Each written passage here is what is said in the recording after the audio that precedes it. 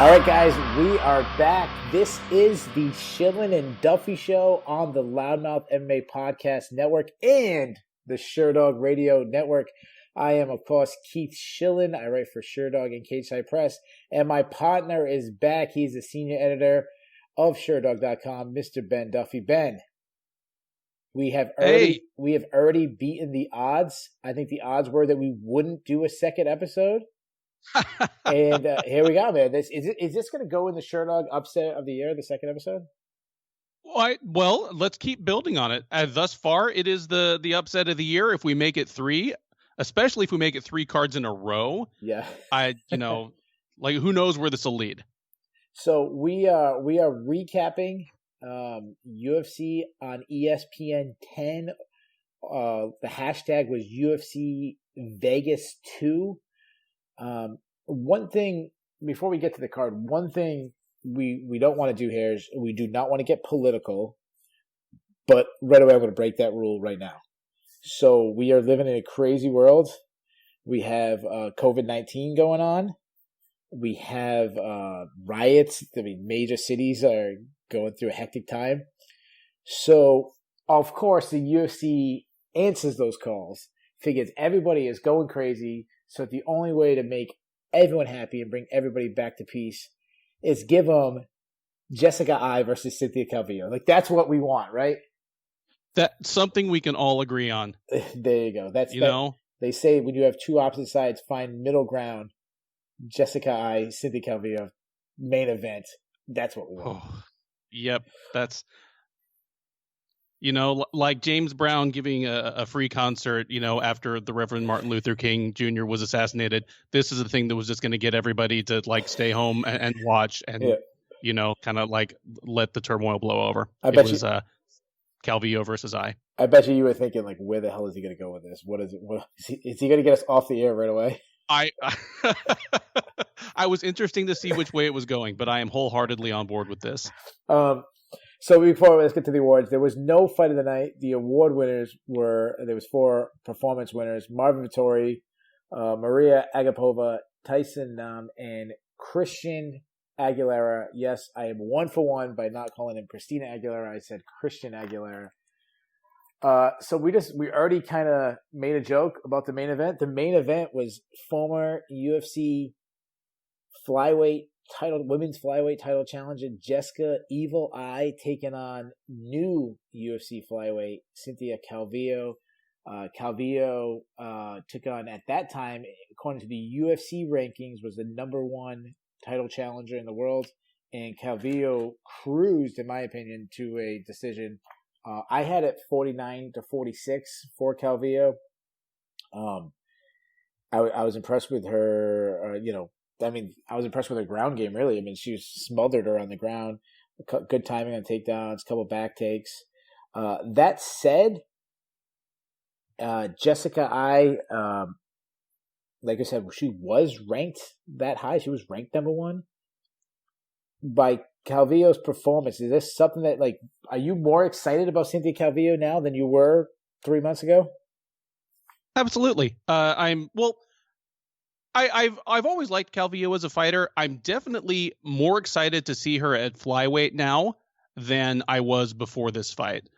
And for as much as people kind of crapped on the matchup, it seemed as though they were mostly crapping on it just as a headliner for a fight card. Because the fight itself, I was entertained the whole time, and I learned a lot. It answered the questions that I had about Calvillo at flyweight. What was she going to look like matched against someone in I who is a big, strong woman for 125 pounds? Would her wrestling and grappling translate over? And I thought she answered those questions. So, funny story. I just went to Sherdog because I didn't have the page pulled up. I just went to Sherdog to pull up the Fight Finder page for this event. And naturally, when we're talking about this is the main event, naturally, as soon as I clicked on the event, I started scrolling down towards the prelims. As we talked about, they're like, "Oh, wait a minute, no, this was the main event."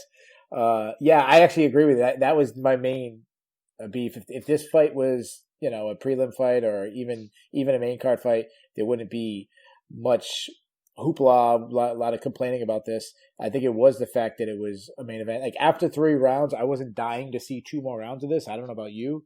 I agree, it was entertaining. It was definitely not a boring fight. But there's fights like, for example, next weekend's co-main event is Shane Burgos and Josh Emmett. Like I would rather have had that fight headline this card.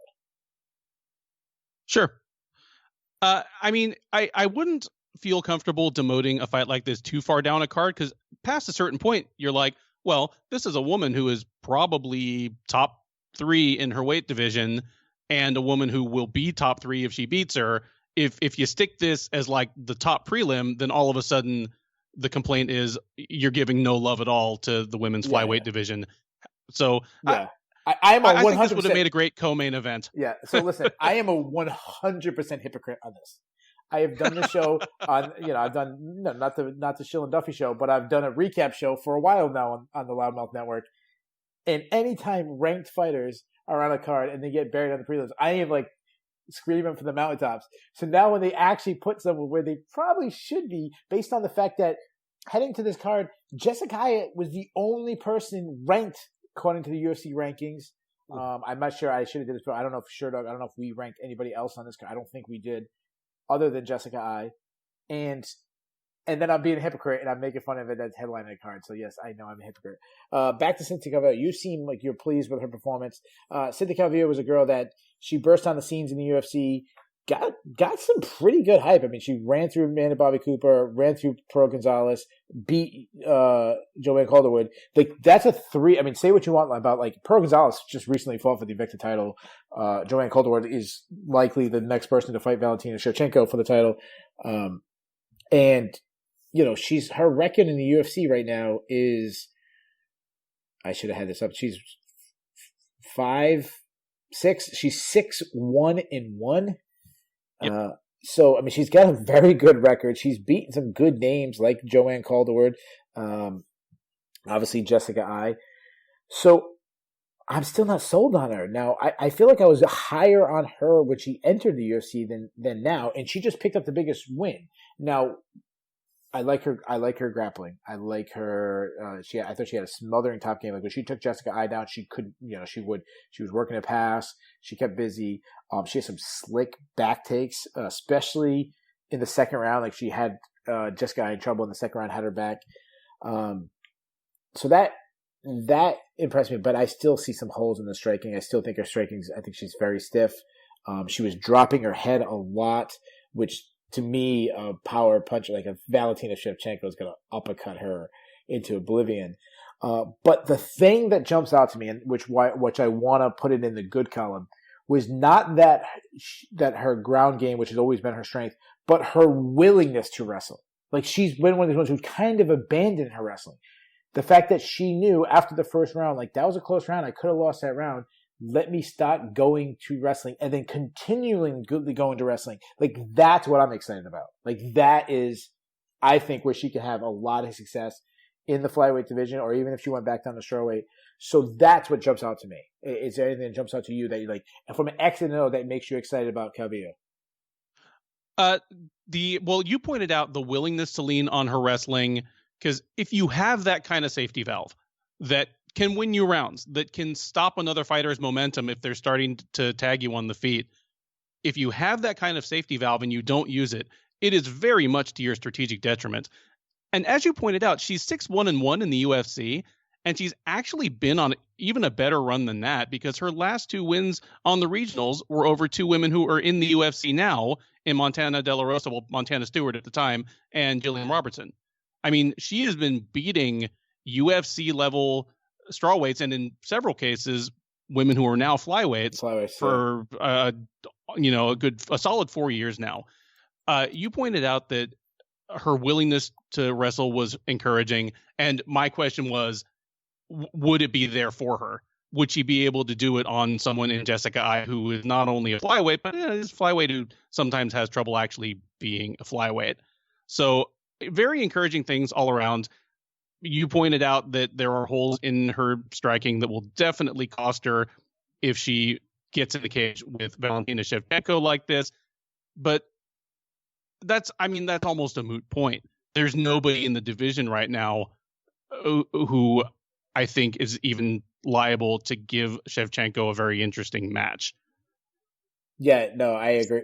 I agree. That's almost an impossible standard to hold her up against. But I mean, holes in her striking and all, she handled Joanne Calderwood. And Calderwood, she's not a perfect fighter, and she definitely was a diminished fighter at strawweight. I'm glad she can fight at 125 now.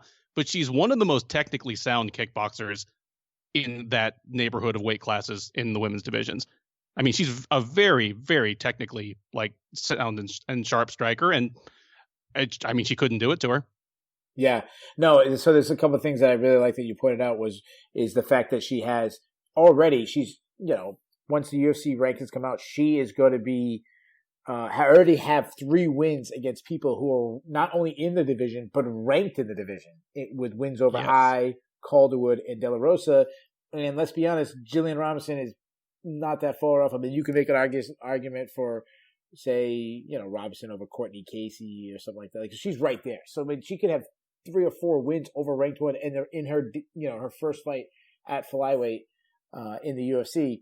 So that obviously is exciting. The other thing that stood out to me is that this was a fight that was going together probably less than a month ago or so, and she was able to go 25 minutes.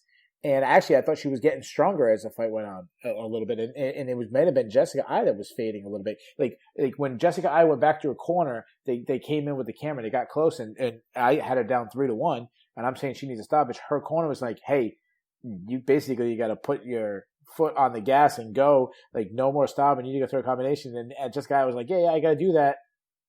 And then she really didn't do that. Like, she was throwing single punches at a time. So yeah, I'm excited about that, and I just think just having another name in the division. I mean, that division, it's already shallow, and then when you have such a dominant champion, it makes the division shallow. It's like something I said about flyweight when Demetrius Johnson was on top. Like, the argument was, oh, the division is shallow, and I'm like, well, is the division shallow, or is the champion so dominant that it makes it seem shallow? That people that, if they were in another division, maybe we would see as serious threats, we just write him off. Like Wilson Heiss, no, he's not a real contender. Or John Moraga, no, he's not a real contender. Like, do you think that might be a little bit of the case at flyweight? I would say flyweight is closer to men's flyweight in that regard, where it was a new division where, I mean, people needed to kind of string a couple wins together to show us who they were for the cream to rise to the top. But there were always really good fighters there. It's not a case like where, for a lot of kind of Anderson Silva's reign of glory at middleweight had a problem getting, together solid challenges for him. It felt like a shallow division. This doesn't feel like that. Women's flyweight has a lot of good fighters coming in, both from above and below, kind of meeting there, and they're showing us who they are. They're showing us who the contenders are going to be 6 to 12 months from now. It definitely helps that Calvillo has history with some of the women who are in the division. It makes me feel more comfortable, because I don't generally feel comfortable ranking someone highly off of like one win in a division. But because she's already fought and beat some decent women who are now fighting at 125, I feel more comfortable saying, hey, maybe right now today she's already one of the 5 best flyweights, in the division. Yeah. And going back, just taking her whole UFC career together, she's got one loss in her entire career, but specifically in the UFC, her one loss was to Carla Esparza, and that was a fight that was very close that a lot of people thought she won. I mean, she made a big stink thinking she won. I remember when she exited the cage and she was screaming, and they had like perfect audio on people's like cell phone of her screaming. She was very upset. So yeah, I mean, she's exciting. The one thing that really worries me is that she's already 32. Like I think of Cynthia Calvillo as like a prospect, but she's not a prospect. I mean, she's dead in her prime right now. Dead in her prime.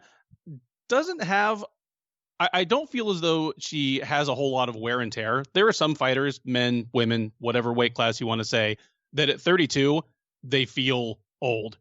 Like Eddie Alvarez at 32, you could tell that he was kind of on the edge of falling off of his prime and falling out of it. I don't feel that way about Calvillo. She's been in a good number of fights, but not a ton of wars where she and another woman have just been beating the piss out of each other. She had a nice long amateur career, which a lot of women don't get. A lot of them are just kind of thrown into the shark tank. Uh, I feel as though Calvillo's in her prime, and she could be a factor in this division for several years to come. I hope the division is not so shallow that she gets rushed into a title shot too soon. Yeah, I'd like to see her win at least like 2 more fights would be great. Yeah, so it's funny what you're talking about people's perception of how old they are. If before this week, because we all looked up Calvillo's, I don't know if anybody really knew exactly how old you were. If I asked you 6 months ago who's older, Cynthia Calvillo or Rory McDonald, who would you have guessed? I would have probably guessed McDonald. Yeah, and Rory McDonald's 2 years younger. But wow, it's a much like Rory McDonald's 30. Like how crazy! I mean, I think we forget about. I don't want to go down Rory McDonald path, but it was just a name that came out to me. Is like we forget how young he was when he was brought up in the UFC, and he was super young. And man, Robbie Lawler beat about 3 years onto his face in one night. Yeah. You know what I mean? Yeah, and like talk about a guy who's been in some wars. Yeah, Douglas Lima might have knocked 1 year into his life too.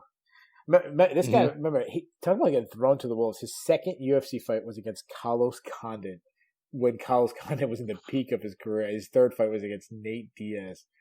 Oh, yeah, let's not go down too far. But I just said that point that, like, I think about Rory McDonald as a guy, at the end of his career, and I think of Cynthia Calvillo as someone just kind of starting up. Marisa Shogun had this similar thing going on for a long time where we're like, oh yeah, I don't want to see old Shogun anymore, and it was like, oh, Shogun's 33. Yeah. She seems like he should be 43. So you said that you don't want to see her get rushed, and I agree with her. And I think it's safe to say that if she fought Valentina Shevchenko right now, we both would. Valentina would be a huge, massive favorite, probably negative 500 and higher. We would all take Valentina Shevchenko. I shouldn't speak for both of us, but I'm assuming you agree with me. But let me ask this question. Where's the ceiling for Calvillo? Like, could she be number 2 in that division? Well, there are 2 questions there, really. Is she number 2 in the division, meaning the UFC division? Because the question lurking in the background of all this is Alima Lay McFarland really the second best flyweight in the world? So let's do this. Sherdog has her ranked. Yeah. So let's do this. Let's put a pin on that because I want to get to that. That's a great guy. While you were at question, I was writing down Alima because I write down little notes to ask you. So I want to put a pin on that. So let's just talk strictly for the UFC right now. Do you think she could be the second best flyweight in the UFC? She certainly could be. The UFC let go of Liz Carmouche, of course, very publicly, and that became a little story of its own. Really, God, what a great question. It's really just, would I favor her over the number 2 through 10 women? We have rankings, and you're very active. I'm going to pull back the curtain how the rankings go. Basically, the rankings go like this. We have our own Slack thread. I don't know if I'm supposed to be telling this, but I'm sure Mike doesn't care. Mike throws out his suggestions, and then we just open discuss. You're active in it. I'm active in it. Bunch of other guys, Tristan, Jay. There's a whole bunch of guys. Patrick's in it. And then we kind of basically, it's not voted, but basically how the consensus is. But the way rankings don't go off potential. They go off of basically what you have done. So, like, I could rank someone second, but that doesn't mean I believe they're the second best fighter. So, who would you, based on who do you think is the second best fighter? Not ranking. Who do you think, off ability, right now, who do you think is the second best in the UFC?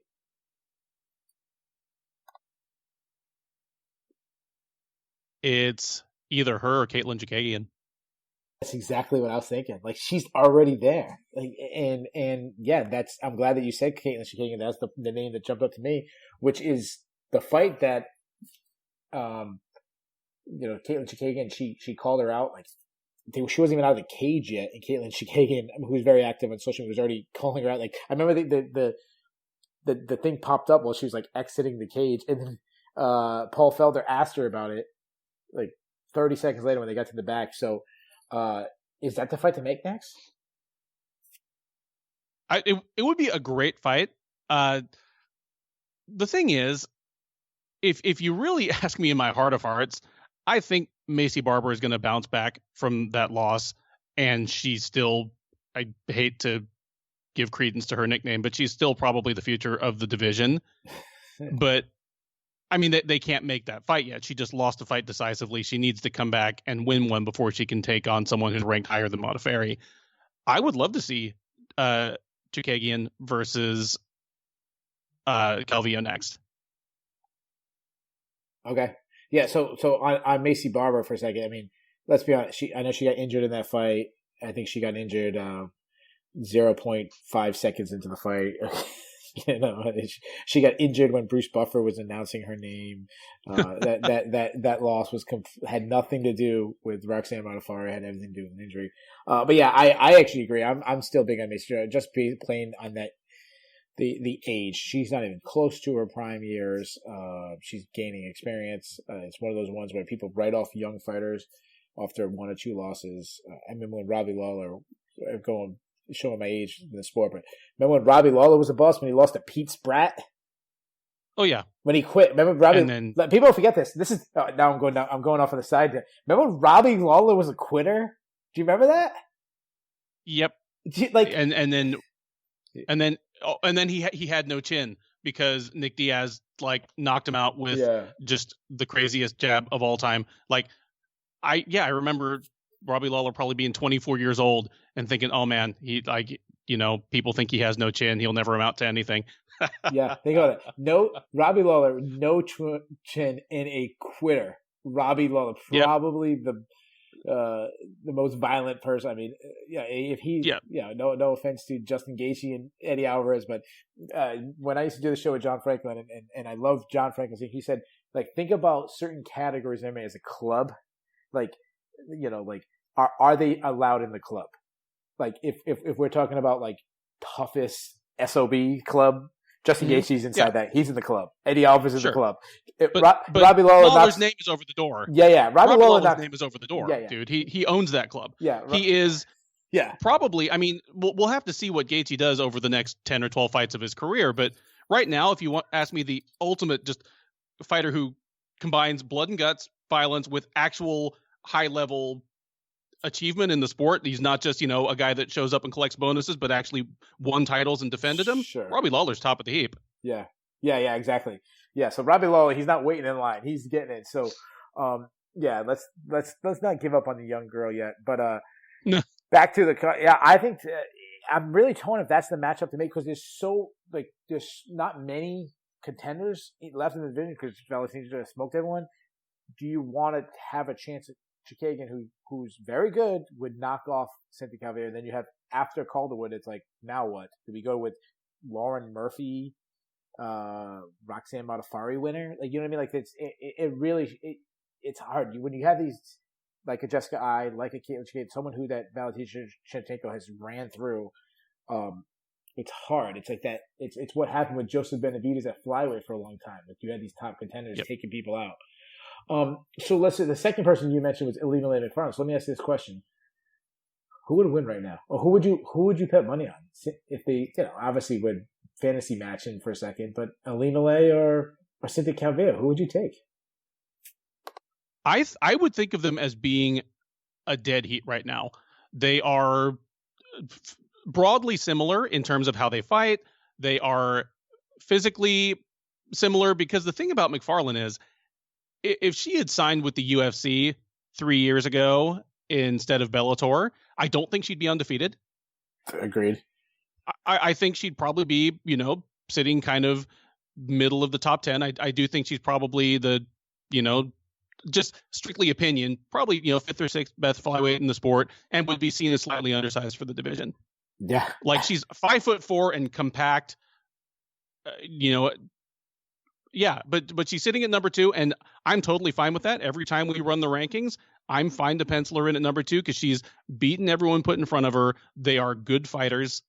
Bellator's finding the best people they can for her to fight in and fight out. I mentioned this, you said in the Sherdog rankings discussion, it's a shame that the first time the UFC cuts loose a decent flyweight in forever, it's her main training partner, Liz Carmouche. Yeah.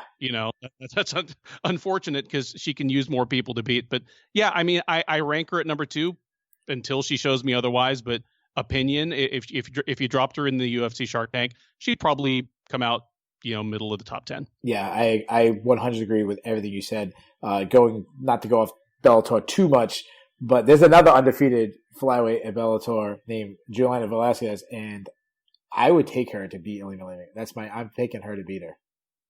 You'll probably find out sooner than later. Yeah, like it's coming up. Yeah, I mean, if they don't do Carmouche, it's going to be her, and I'm taking. I don't know who I picked yet between Carmouche and Ilima, but I'm taking Velasquez. One thing before we move on, and guys, we're gonna breeze through the prelims. We're not gonna spend the undercard. We're not gonna spend too much time. Like this card, we have to dig to find things to talk about, and so this is the most we can talk about. But Jessica Eye, there was a little controversy. This is the second time she's missed weight. She missed weight by 1/4 of a pound, though there is some controversy. Cynthia Calvillo said in the post-fight that she was getting text messages from Jessica Eye's management before the weigh-ins saying that she was going to miss between like 3.5 pounds.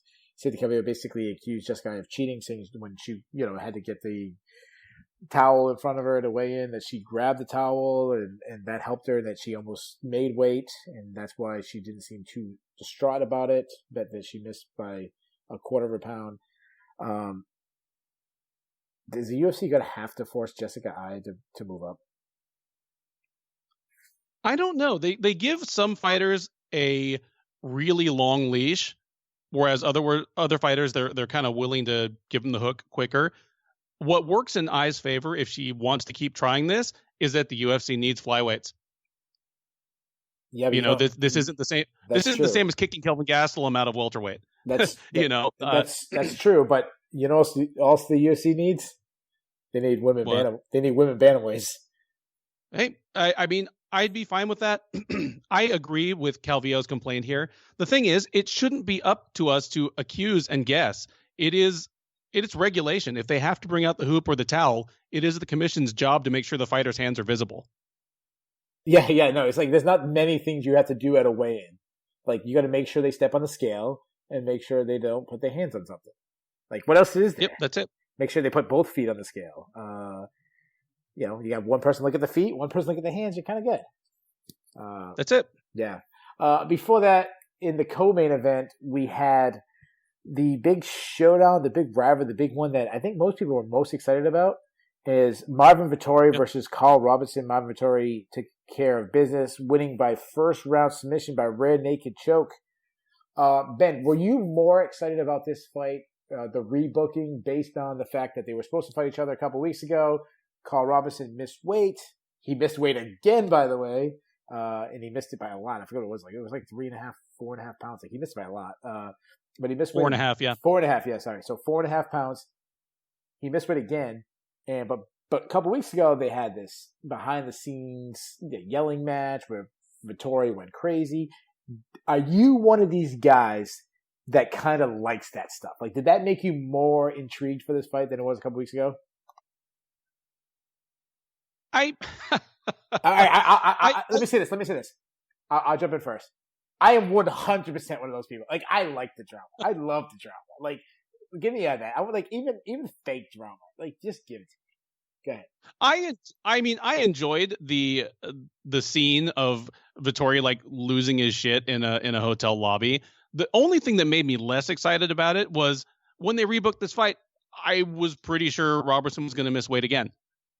He has a tough time keeping his body weight within shooting distance of 186 pounds. So for him to like get sick trying to cut weight, and then, I mean, clearly if that happens, they're going to have to rehydrate him a lot. He's going to have to eat something.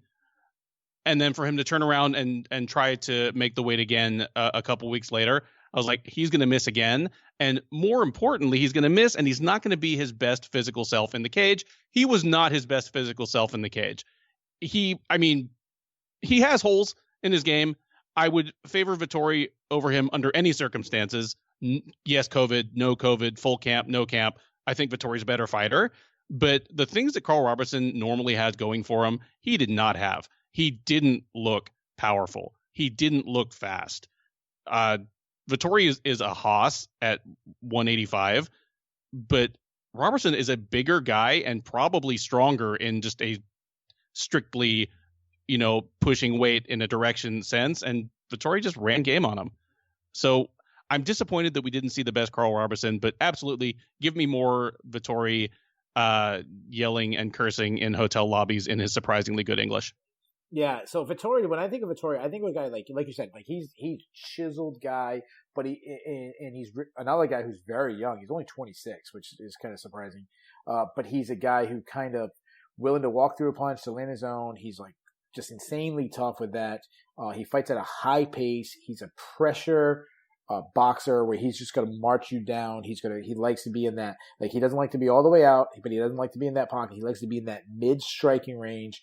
Southpaw, which always gives a lot of people trouble, and he usually breaks the guys by just his pure like will. Like he has a willpower to him. And to me, when I thought about this fight, why I gave Robinson, even though I did pick Vettori, why I gave Robinson an advantage is that he's just so much faster than him.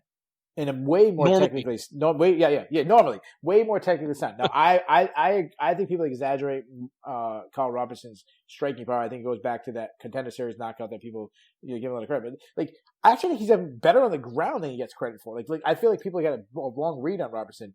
But I also think Vettori is like pretty good on the ground, and that was an area that Robinson needed to use a lot of movement, stay away. I think the small cage definitely hurt him, Robertson. I think and obviously the weight cut issue, that's a guy that just needs to go out. He needs to be the faster guy at 205 than the bigger guy at 185. To me, I think he's getting some bad advice fighting at 185. He just seems like a no-brainer. And honestly, if he's not cutting as much weight, I think then you'll see an improvement in his power.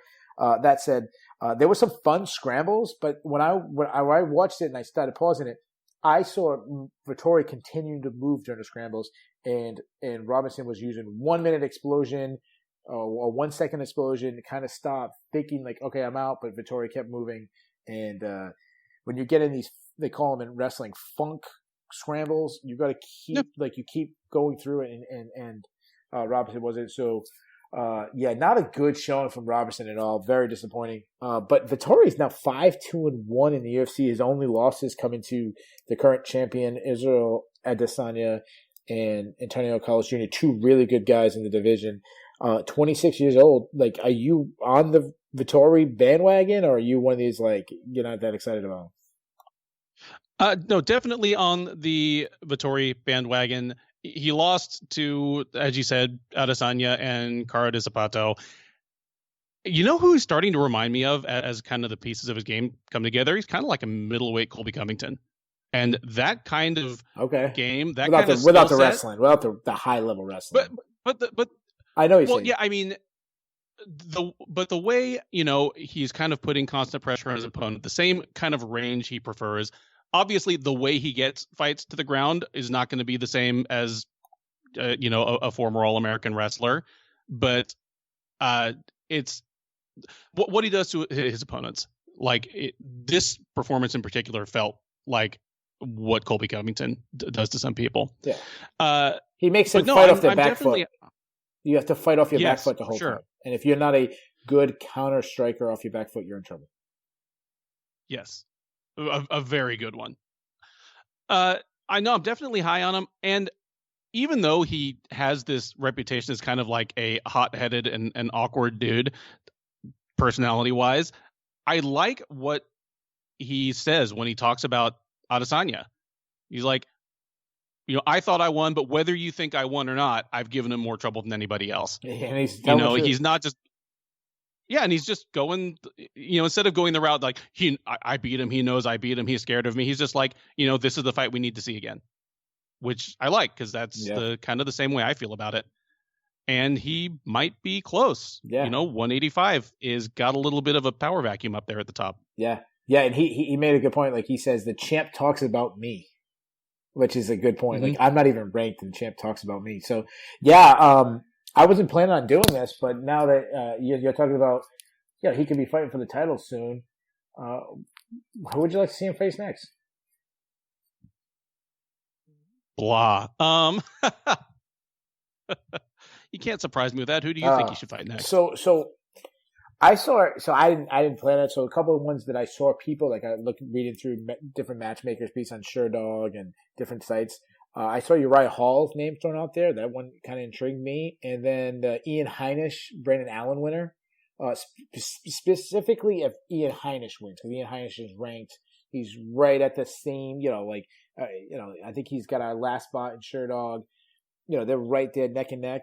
So if Ian Heinisch wins, and they'd be very close because they're fighting, I think, like next week or something like that. They'd be next month, they'd be very close on a turnaround. So yeah, I would be interested in Ian Heinisch. I think that'd be good too, because you could make a case for whoever wins that to enter the actual top 10.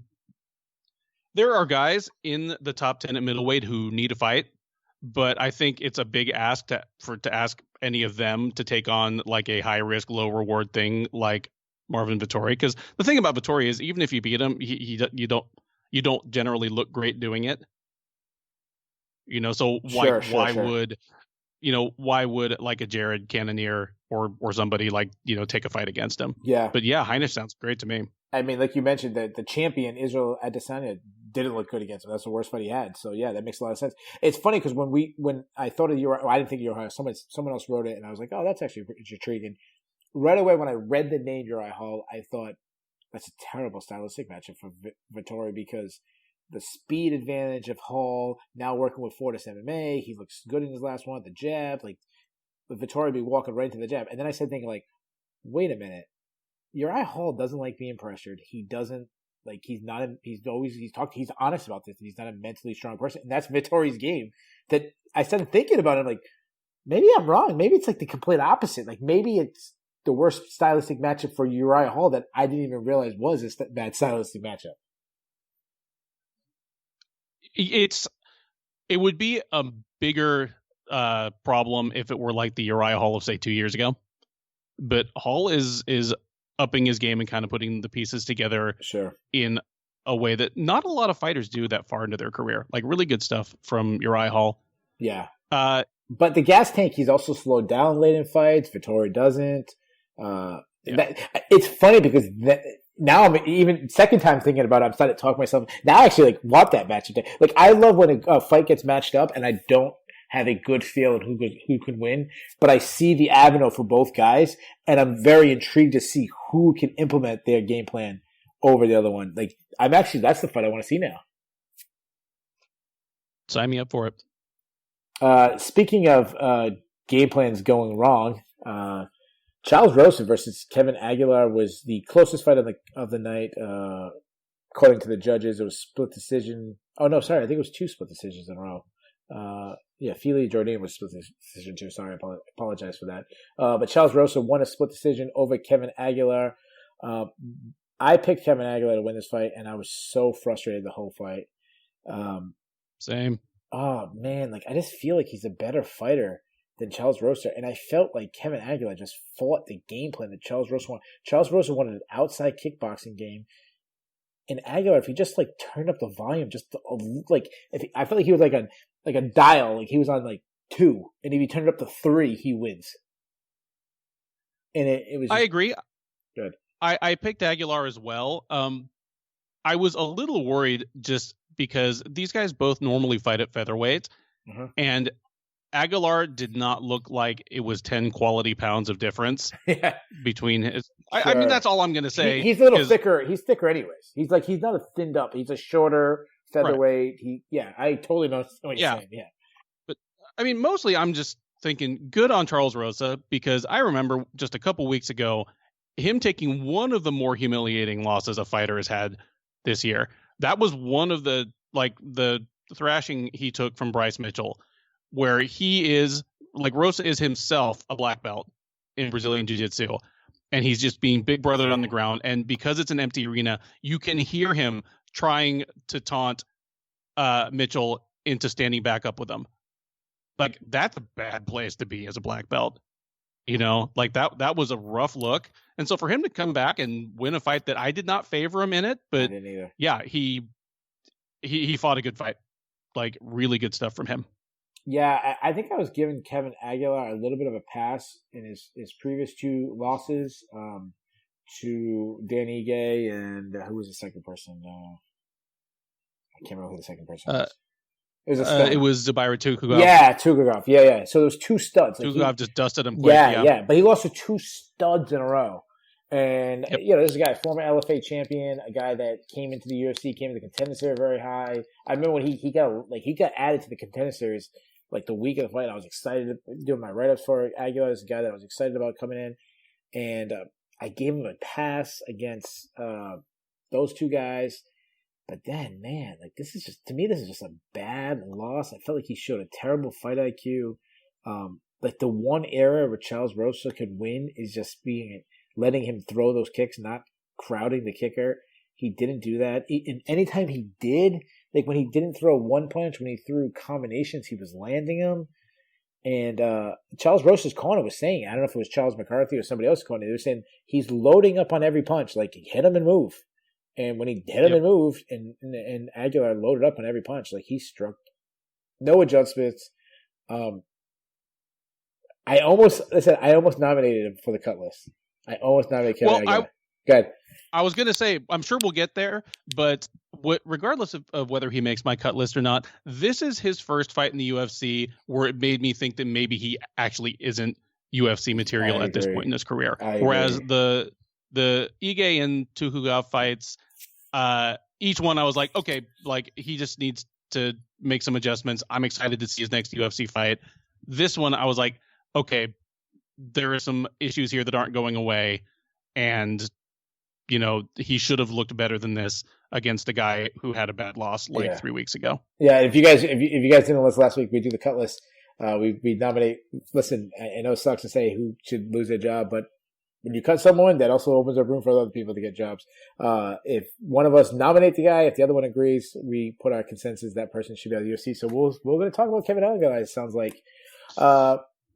Before that, we had to me was the best fight of the card, the most fun.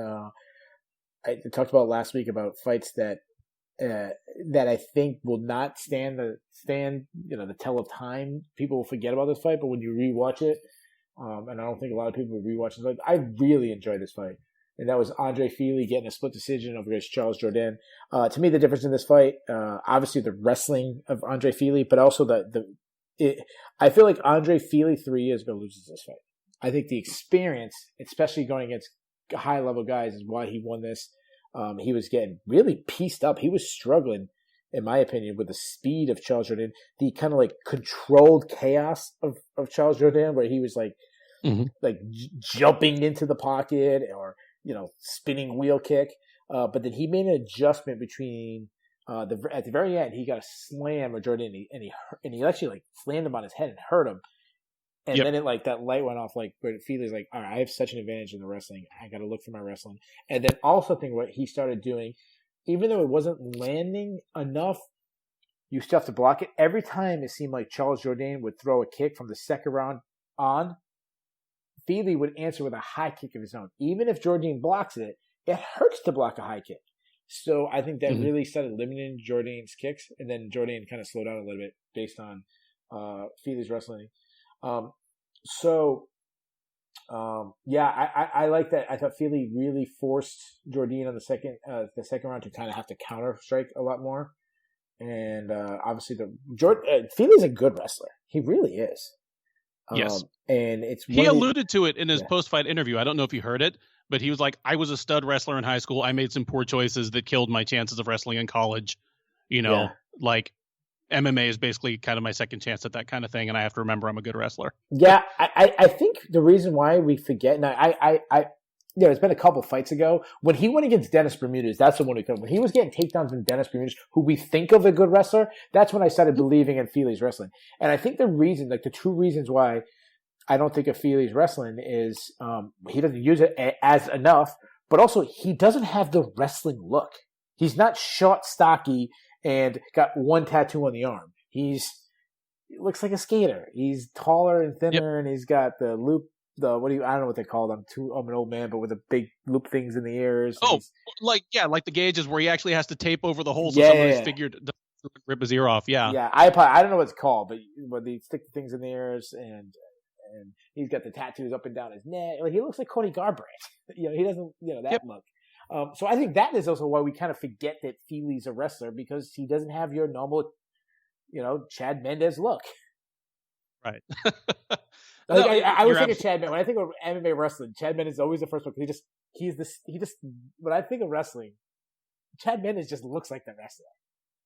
Sure. He looks like every dude that whooped my ass at wrestling in high school. Just a Yeah. dude that's like 4 feet tall, 3 feet wide, got Yeah. muscles on his muscles. Yeah. Yeah. He's the guy. He's the prototype. Yeah, every every high level NCAA wrestler looks like Chad Mendez. I mean, if you paused the TV and asked me after the first round, I was like, oh man, Jordan's gonna win this one, and he's gonna win because this looks like the Andre Fili that is too willing to oblige his opponent in the kind of fight that he wants to have. Like Jordan wants a chaotic, kickboxing match where he can throw his high amplitude stuff and just kind of catch a dude. And Fili was letting him have that for the first round. He absolutely buckled down in the later rounds, and as you pointed out, started countering the kicks, started leaning on his wrestling to the point where the threat of his wrestling, like just a feinted level change, was kind of giving Jordan pause and not letting him just uncork all of his stuff. Yeah. Like I said, I think the experience, the fight IQ of Fili is a difference here. But Jordan, besides having, I love his nickname, Air Jordan. He's 24 years old. He's got a split decision against Andre Fili this early in his career. I'm more excited to see Charles Jordan, and I was a little excited for this matchup heading in, but I'm more excited seeing Jordan in the future. I think there was a lot of good moments. He definitely has a hole in his wrestling, but Fili struggled to keep him down. Jordan showed the get up game. Like he made Fili work. Like Fili didn't just hold him down and win rounds. The problem was it was close rounds, and then I felt like the takedowns didn't win Fili the fight, but it won him a round. Like it won him rounds, and that's all he like. It was close, and then it wasn't like Merabab, which we're gonna get to later, where like the wrestling was such a huge difference. Like it was just enough to get Fili the win. Yep, Um, just enough. Good. Well, I was just going to say, I wasn't down with the split decision. I felt as though this was pretty straightforward. Fili wins rounds 2 and 3, but you can't account for the judges. Yeah, I was close with it. I thought that Jordan had moments, and I don't think Fili capitalized on the wrestling. But to me, they were the tiebreakers. That's what I was trying to say last night. To me, they were the tiebreakers. It was close. Boom, takedowns, a little bit of control. I'll give it to Fili. Talking about a unanimous decision that was not close at all. Jordan Espinosa absolutely pieced up Mark De La Rosa in one-sided affair. Just plain and simple, Jordan Espinosa is just a better fighter. He was much faster, much more athletic. He was jabbing him like crazy from distance. To me, Mark De La Rosa was in trouble in every area. Like if he stayed outside, he was getting jabbed up. And then when he crashed the pocket and went for a single, Jordan Espinosa did a fantastic. I mean, you want to talk about framing in MMA? Like this is a perfect scenario. Like if you want to show like how to frame, he was framing, creating enough space to land elbows, and he was destroying him with those elbows. The first round, I went 10-8 from how busy those elbows were. And Mark De La Rosa, we were talking about Aguilar not making adjustments. Mark De La Rosa made no adjustments. Like he's super tough. Like I'll give him that. Like he'll take a beating, he'll keep going. But he's a guy that he has one game plan, and that's it. Like he comes in like, this is what I'm going to do. It doesn't work. I'm just gonna do it harder and hope it works. That's a great description right there. That's basically it. I took a bit of a flyer in the SureDog staff pick'em. I went with De La Rosa. I mean, you've got a guy coming off 2 losses in Espinosa versus a guy coming off 3 losses in De La Rosa. And I thought, kind of like you said, like De La Rosa has his one game plan. I thought he'd be able to make it work on Espinosa. Funny thing is, I don't care what the UFC's tail of the tape says. Those two dudes were not the same height.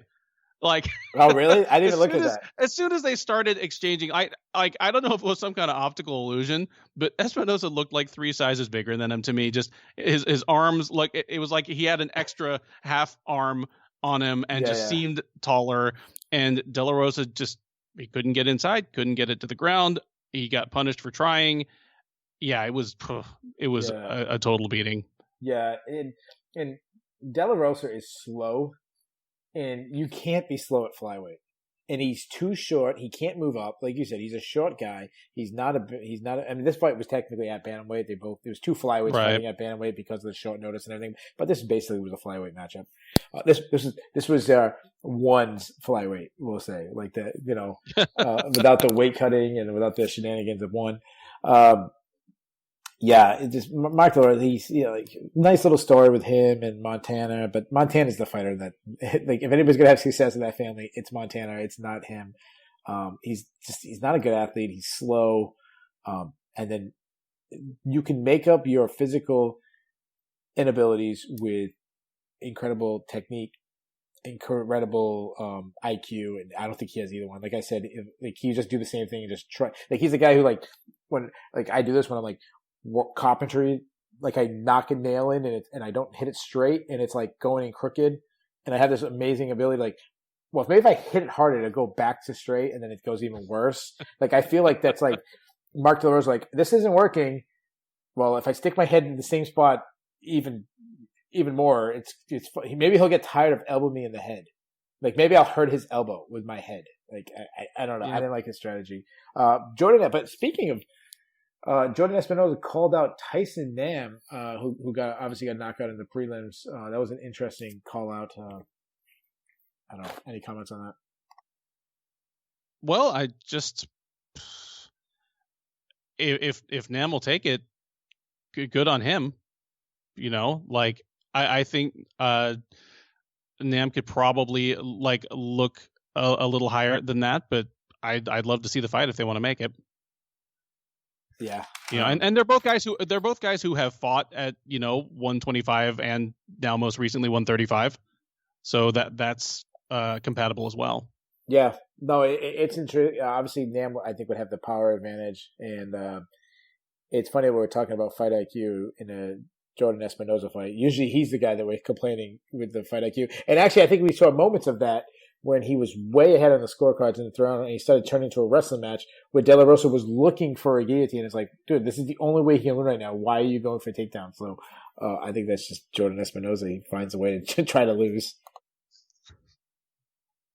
Before that, you mentioned someone being I think you said 3 sizes bigger than the person. Yeah, that was definitely the case in Maria Agapova versus Hannah Cyphers.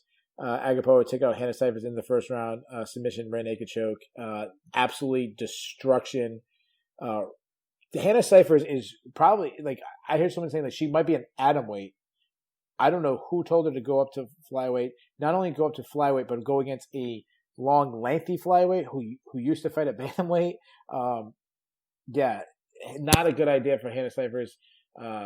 She got absolutely destroyed. Like, so basically, in my opinion, take what Jordan Espinosa was doing versus Mark De La Rosa and then times it by 3, because from distance she was getting destroyed. She gets to the clinch and she's just getting like big brothered. Like it looked to me, it looked like if we're taking a girl fight, like a senior in high school going up to the freshman and picking a fight. Like they was just size difference. She was too big, too strong. Yeah. I have nothing else to say. Like, this is just a terrible stylistic answer for Hannah Cyphers. Well, I mean, Cyphers is the physically smallest strawweight in the UFC. Like, literally, they made a little deal out of the thing where she was like the first one that had to use like the X small top or something in her UFC. They were like, she's like literally wears the smallest kit in the UFC. So for her to step up and take on 2 flyweights, just was it 2 weeks apart? Yeah, she's got 2 losses 2 weeks in apart. 2 weeks. So she's got Dern, who's probably the largest flyweight in, or Dern, like the largest strawweight in the UFC, and then Maria Agapova, who, like you say, was so much bigger.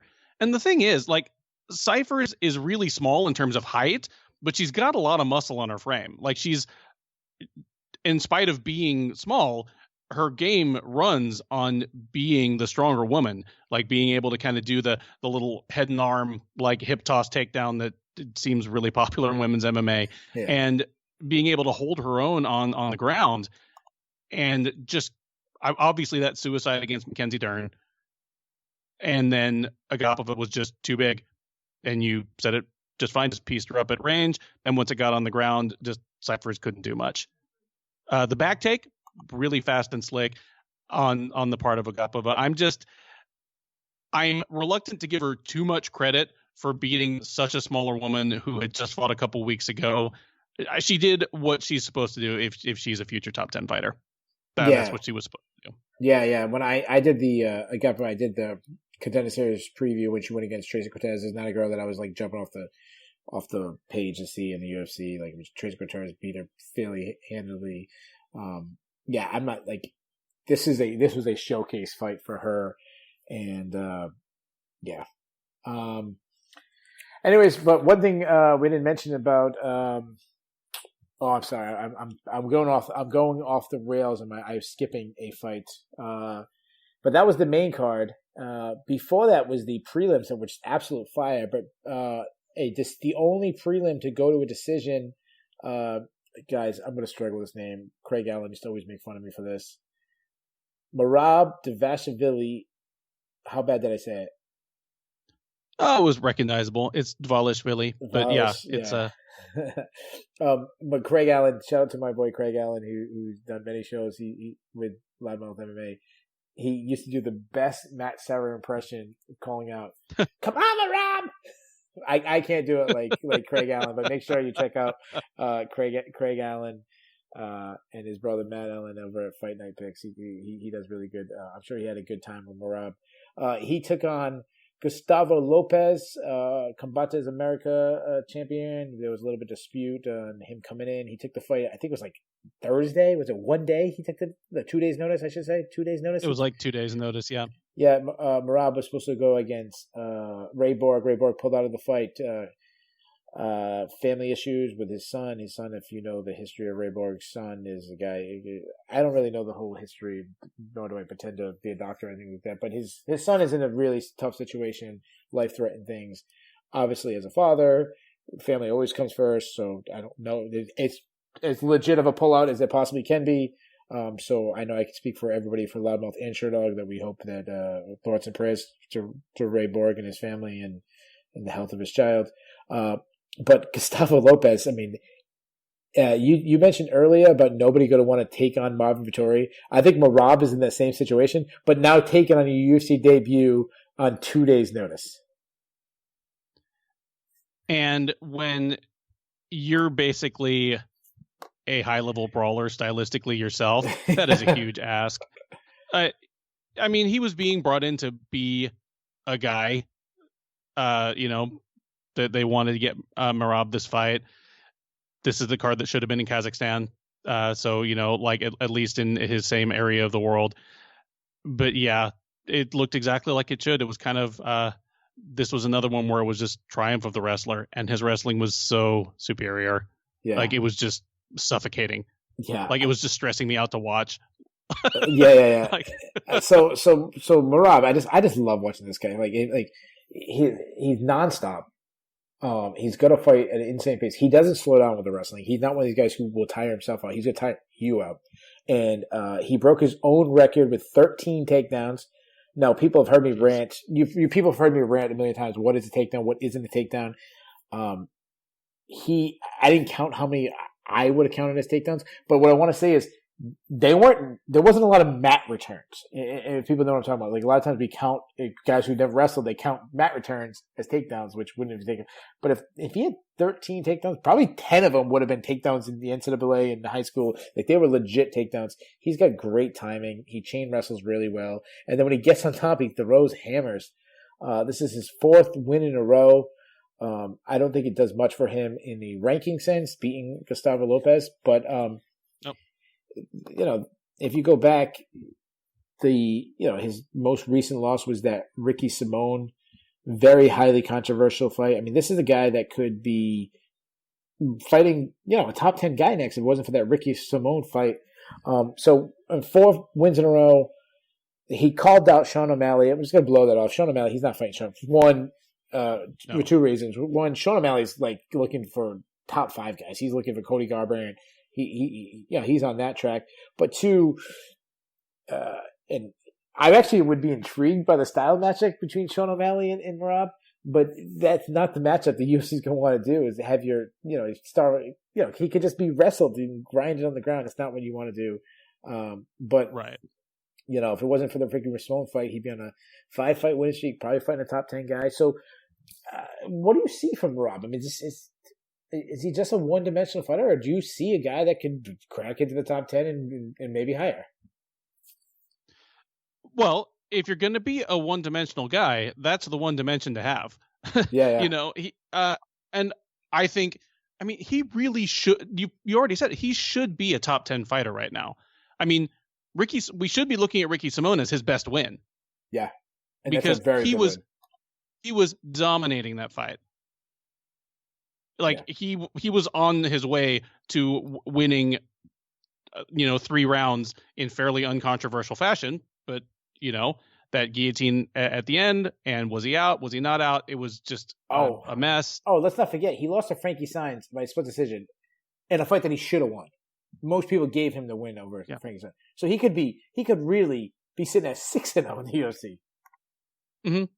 So he's in a tough spot now, because talk about a high risk, low reward fight for a top 10 guy to take. He's going to make you look bad because he's just going to grind you out. And but because he has a couple of kind of weird losses, he doesn't have like the undefeated perfect record in the UFC to kind of hold up there. So I think he is a top 10 talent, and he will eventually be a top 10 fighter, but it's just going to take him a couple more fights to get there. Beating Borg instead of Lopez this Saturday would have been a great step for him. It is unfortunate that Borg had to pull out. Yeah, and I think that would have been a really tough stylistic matchup for Borg. I think about this, like, if Merab went over to Bellator, like, would he be the champion? Mm-hmm. Like, is there a worse stylistic matchup for Sergio Pettis? And I know Sergio's not the champion, but I'm just thinking about like top guys. Is there a worse stylistic matchup for Sergio Pettis than Merab? No. No, that'd be a nightmare. That'd be a nightmare, right? Yep. I wouldn't. So we see 13 takedowns. Like, Merab couldn't break his takedown record because Sergio wouldn't get up. Like, he'd have 3 takedowns. One in the first round, one in the second round, one in the third round. And, Pettis would probably survive down there, because there are, the similarities between him and his brother are a little overstated, but they both are very resilient on the ground, and both are like super tough. But that's it. Like, but 30, 27. But the wrestling hole. The wrestling, yep. Yeah, the wrestling hole, the pressure. I mean, we saw what Cejudo did. Now we're all high on Merab's wrestling. Let's not get crazy. It's not Olympic gold medal, Cejudo, but still, he'd still have a huge advantage. But I just think like he being at 135, it'd be really tough. But now that I'm thinking about Bellator, like, I would love to see him and Patrick Mix go at it. Like, that would be a really fun matchup. That'd be a blast. Yeah. I would like to see Merab versus a fun grappler type, like a Ronnie Yaya, somebody who could challenge him and put him in submissions and see scrambles like that. Someone where a takedown wouldn't be a safety valve for him. Yeah. Like if he goes to the ground, he's going to have to do a lot of work to be safe himself, and then to be able to employ any offense. Sure, someone like Yaya, absolutely. Yeah, it actually be a fun matchup. Not that they're nowhere near each other in the rankings. Wouldn't make sense for one fighter and their teammates. But Aljamain Sterling, like, that must be fun in the practice room. Like, that must be fun watching those guys go out in the practice room. Yes, because they're 2 very different types of fighter on the ground. Yeah. Sure. Sterling, long, lanky, uses that to his advantage, against Dvalishvili, who's just really the compact, like, wrestler and back taker. Yeah, he's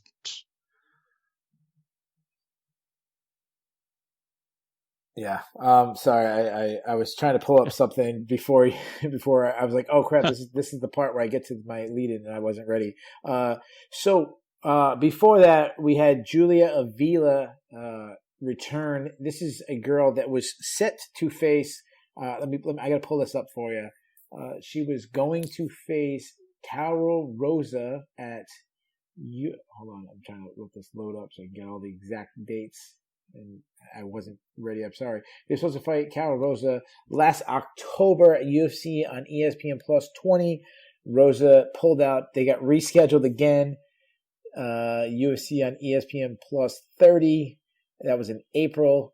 That was canceled due to the coronavirus. Rescheduled for May 2nd at UFC on ESPN Plus 32. Canceled again. Rescheduled for a fourth time at this fight. June 13th, and Rosa pulled out with an injury. So 4 times. This is the females version of Habib Tony is is Julia Avila versus Cara Rosa. But when the UFC needs someone to step up and incite the crowd, we get Gina Mazzani. Gina Mazzani lasted 22 seconds on her triumphant return to the UFC. Julia Avila just ran through her. They clinched, hit a knee. The very first knee thrown by Avila crushed Gina Mazzani, who kind of backed away. Avila just rushed her with strikes. The referee pulled her off 22 seconds. I don't have a question. What is there to say? No, there's not much to say other than as far as this style will carry Julia Avila, I'm here for it. Like, she is just a vicious, like, offensive fighter, and I want to see more of it. Yeah, give me more. And she's a geologist during the daytime. She walked out of the cage twerking. I mean, give me more Julia Avila, a brain and a twerker. Before that, we had Tyson Nam absolute obliviate Zaruk Adasha, who was making his UFC debut. Tyson Nam was supposed to go against Chris Benoit. Benoit pulled out, and we got Adasha. They were hyping up Adasha's kickboxing. That he came up on like a K1 outlet, like wasn't a K1 champion. They talked about like he might have had a couple of matches in Glory. I didn't really know much about Adasha, and the funny thing is when I was looking into him, I actually saw his last fight in attendance at Bellator. I was covering for Sherdog. He was the Mohegan Sun? Yeah, he was the first fight of the night. There was no hype on this guy. I don't even remember the fight. I remember he had to get a knockout, but that's how I was like, oh crap, I've seen this guy in person, and that's why I don't think anybody saw Adasha get pulled up to UFC. But Tyson Nam, just a nice story, getting his first UFC win. Goes back to I don't care what level of kickboxing you do. MMA striking is different. If you can't hide behind the big gloves like you can in the other combat sports. And he got knocked out. What do you have to say about this? Not much. I mean, you said it. And Nam is a guy who he can crack. He's always had good power. And yeah, you were talking about kickboxing. Adashev comes out. He's got that kind of classic European type kickboxing stance. His hand's a little bit low, and Nam crushed him with that right hand counter to a kick. Yeah, and this fight was 32 seconds. Wasn't even the quickest fight on the card.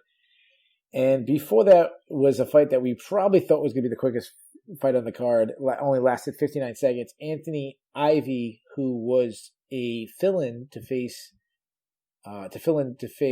Gerald Mershad last week when he filled in for Ian Heinisch in one day when Ian Heinisch's cornerman got COVID, but they didn't have COVID, and instead he went back to his normal weight class, 170, take on Christian Aguilera. I'm 2 for 2 now. Christian Aguilera, 3 for 3, and it didn't work out any much better as Christian Aguilera knocked out Ivy with he jabbed him and then caught him with an overhand right, kind of cowed him against the corner, followed up with a volley of strikes, and got the TKO. To me, this is just I've seen Aguilera on the regional scene a lot. Seen some Ivy. To me, this was low level fighter beating low level fighter. I have to read a little more than that into it, just because of kind of where I come from. This is the second champ from Fury Fighting Championship, which is based right here in Houston, to get the call up from the UFC to kind of help fill these cards during COVID. Neither guy had a great run of it, but in both cases, super short notice, and things kind of changed it. Like the other was Ike Villanueva, who's the light heavyweight champ, got called up to fight at heavyweight on short notice. Here, Ivy, the welterweight champ, got called up to fight first on like a day or two notice at middleweight, then at welterweight.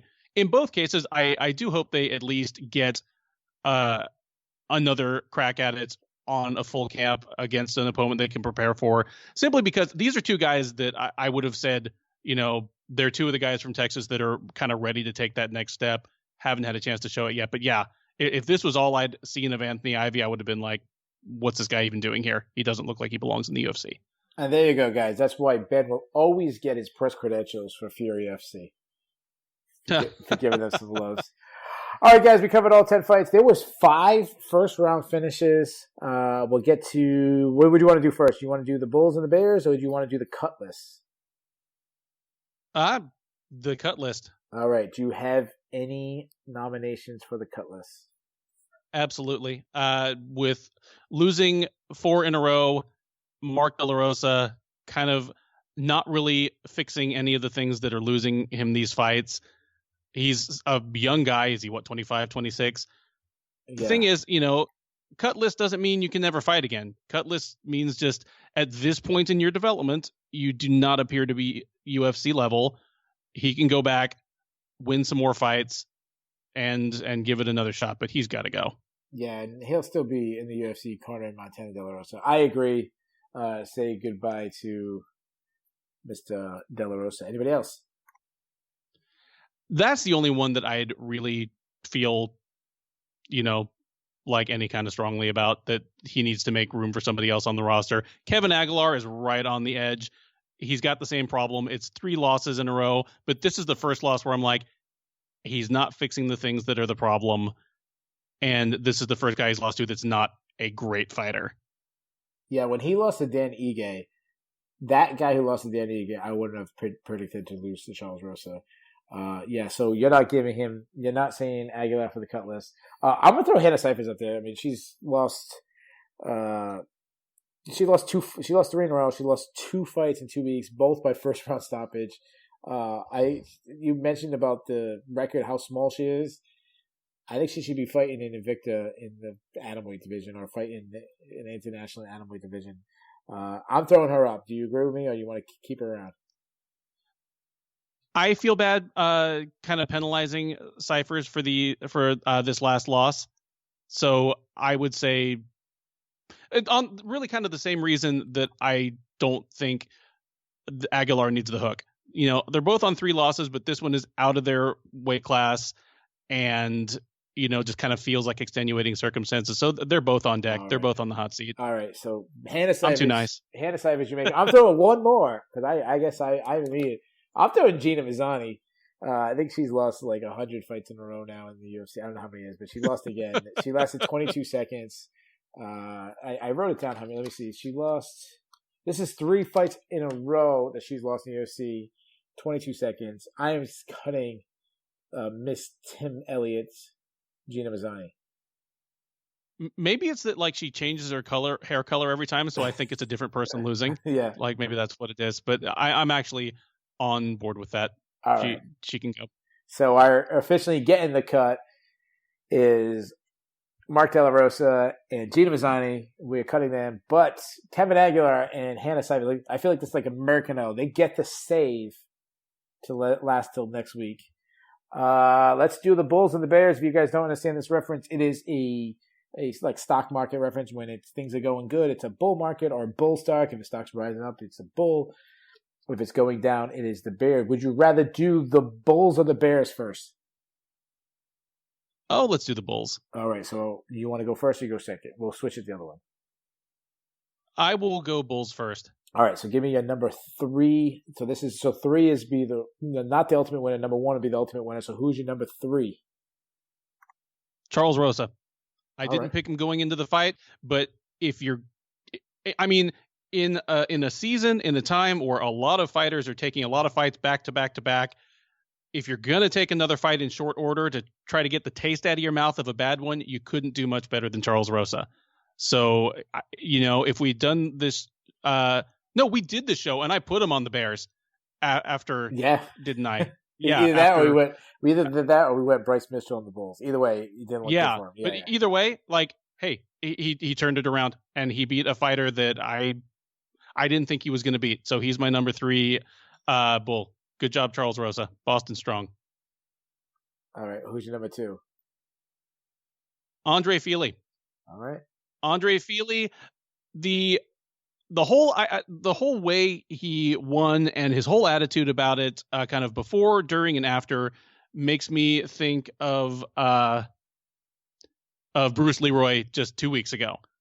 A guy who's coming into his own, kind of, and deciding that he does not want to be a gatekeeper. Like, he's a guy who's like, I know I'm seen as a gatekeeper, but I think I'm a top 10 talent. That's what Fili feels like to me right now. And the way he won by kind of stepping out of what the Andre Fili of a couple years ago would have done and just fighting to his best strategic advantage. Bulls for him. Good job, Andre Fili. Yeah, speaking of, I don't know why I just thought this, but you're talking about gatekeeper. How did I not mention it? How about the weird call out of Maria Agapova calling out Shayna Dobson? Did you catch that? I don't know what that was all about. I had forgotten until now just because it made no sense. And so my brain just erased it. The only win worse than beating 98-pound Hannah Cyphers is beating Shayna Dobson with her losing record. And your number 1, this is your top winner of the night. Oh, it's got to be Cynthia Calvillo. If you're going to just drop into a new weight class, you couldn't make a much bigger splash. I mean, I didn't think, I thought she was going to beat I anyway, but according to the numbers, I, as a highly ranked fighter, Calvillo came in, just beat her in uncontroversial fashion, answered a lot of questions. Her stock is way up. I mean, she walked right in and she's a top 5 woman in her new division. So you went with 3 fighters. I want 3 out of the box answers. I totally agree with what you said, but here's my 3 bulls. Number 3 is the small cage. For the second week in a row, they were in the small cage. Everyone's going crazy about all the action that happened. So I think the small cage's stock is right. Even though Dana White was very dismissive of the small cage, the fans are enjoying the small cage. So the small cage is on the rise. My number 2 is, I'm going to go with grinding veterans. What I mean by that, Christian Aguilar and Tyson Nam, to me, I think are both low-level UFC fighter guys who've been on the regional scene, just trugging along. They both got their first UFC wins, both veterans of sports. So congratulations to guys who've been waiting a long time to get their hand raised in the UFC. So I'm going to go with the grinding veterans getting some wins. And my number 1 bull is the prelims. The first 3 fights of the night all ended in knockout in under a minute. So I'm going to go to the early prelims as my bull. We will move on to the Bears. I'll go first this time. My number 3 bear, Hannah Cyphers. I know I'm being a lot harder on her, but to get 2 submission losses in the first round in a 2-week stretch, sure, she got some 2 paychecks, but 2 losses on her record. Not what you want going on. My number 2 bear of the week, Kevin Aguilar, as the LFA champion, losing to Charles Rosa. This is the guy who came with a lot of hype, not looking good. And my number 1 bear, this is the biggest loss. How about, this is a changing trend, I hope we see this more. How about fighters that missed weight, not winning? We had 3 fighters on this card miss weight. Jessica Ai, Carl Robertson, and Zaruk Adasha. I'm going to give Zaruk a little bit of a pass. The guy took the fight on days notice. But they went over 3. So missing weight is not the golden ticket they used to be. You got any bears for me? Yeah, I've got a couple bears for you. I mean, I feel bad piling on because he's already on the cut list. But Mark De La Rosa, not only was I disappointed in what he showed us in this fight, kind of disappointed just in relation to what my expectations were for him when he entered the UFC. All the Factory X people seem to just be really high on him, and just hasn't really shown it. And I don't know if that's just that was just hype, or he's just one of those dudes who's a gym animal and just rarely is able to show it in a live fire situation. I don't know, but that's one bear right there, whether he stays or goes. You stole mine. I was going to say like the fatties, but let me just instead say short notice fighters in general. They had a tough go of it on this card, and that kind of speaks to a bigger problem. There's a certain amount of fun that we're having right now just because these cards are so chaotic. People are having to drop off them and they're having to fill it with whoever they can, which means some people from the regionals are getting the call up on short notice, whether they're ready, like just literally physically ready in that moment, or ready in the sense of their career development. The first 3 fights on the card ended in sub 1 minute finishes, which is kind of fun, but that's also a sign that the UFC isn't able to do their matchmaking with UFC level talent, under ideal conditions. Because generally speaking, the lower level MMA you're watching, the higher the finish rate gets. Yeah. Because you're just more likely to get a guy who doesn't know how to defend himself on the feet or on the ground. Sure. The people doing the matchmaking have less data to go off of. Yeah. I mean, all the way down to if you go to World Star Hip Hop, 99% of those fights end in finishes on the pavement. But so I mean, the first 3 fights were a blast. The first 3 fights also felt like watching a regional card. And that's fun though, because this is the UFC. It's fun. It's fun for now.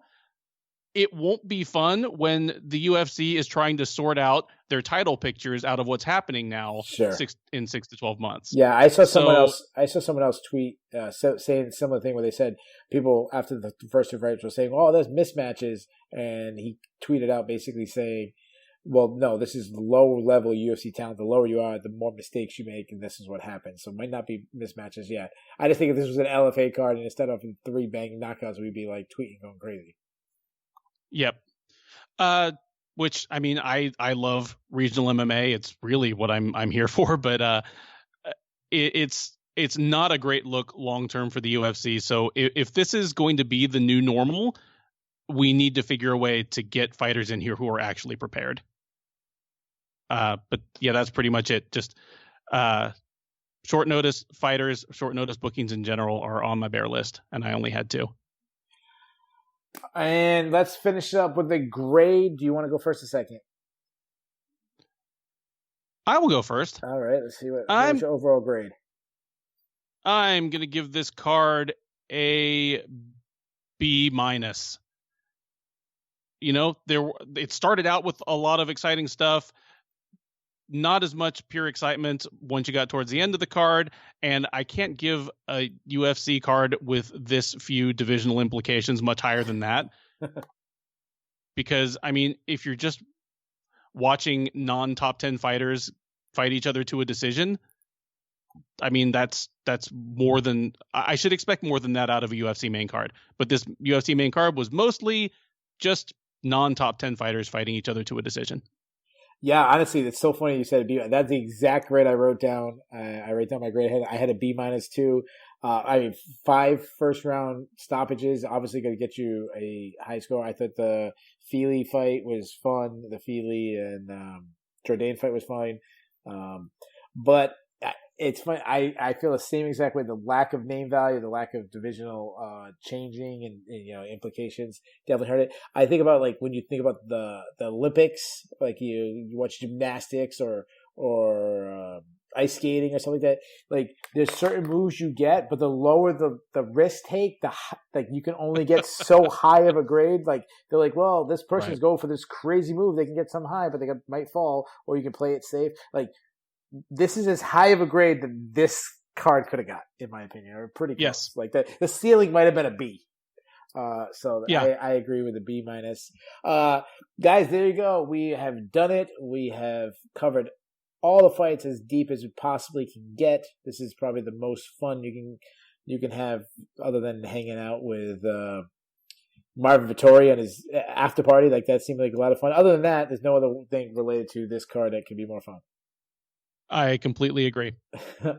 Guys, we'll be back next week. We'll be covering the next card, the Curtis Blades, Alexander Volkov card. If something happens this week, pops up this week, something big, maybe we'll jump in and do some news. But yeah, we'll be right back next week. Guys, make sure you head over to SureDog.com, check out all the wonderful articles that Ben does, and also head over to Loudmouth to all the other shows. We're making some changes to the network. We're still working on some things. But yeah, there'll be more, guys. Thanks for listening.